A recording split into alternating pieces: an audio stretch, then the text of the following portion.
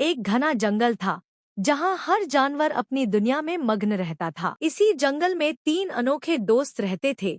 एक भालू जिसका नाम था बलुआ, एक इंसान जिसका नाम था राजू और एक पैंथर जिसका नाम था कली। राजू एक गांव का सीधा सादा लड़का था। वह जंगल के किनारे रहता था और लकड़ियां इकट्ठा करने रोज जंगल जाया करता था। एक दिन उसे जंगल के अंदर एक घायल भालू मिला। भालू के पैर में शिकारी का फंदा फंसा हुआ था। राजू को डर तो लगा, लेकिन उसके मन में दया आ गई। उसने बड़ी सावधानी से भालू का इलाज किया और उसे खाने को भी दिया। भालू ने उसे नुकसान नहीं पहुंचाया, बल्कि उसकी आंखों में कृतज्ञता थी। वह भालू वहीं रुक गया और धीरे धीरे राजू का दोस्त बन गया। राजू ने उसका नाम रखा बलुआ। कुछ हफ्ते बाद जब बलुआ और राजू जंगल में टहल रहे थे, उन्हें एक पैंथर की आवाज सुनाई दी। वे घबरा तो गए, लेकिन जब पास गए तो देखा कि एक पैंथर एक गड्ढे में फंसा हुआ है। वह भूखा और थका हुआ था। बलुआ पहले तो गुर्राया,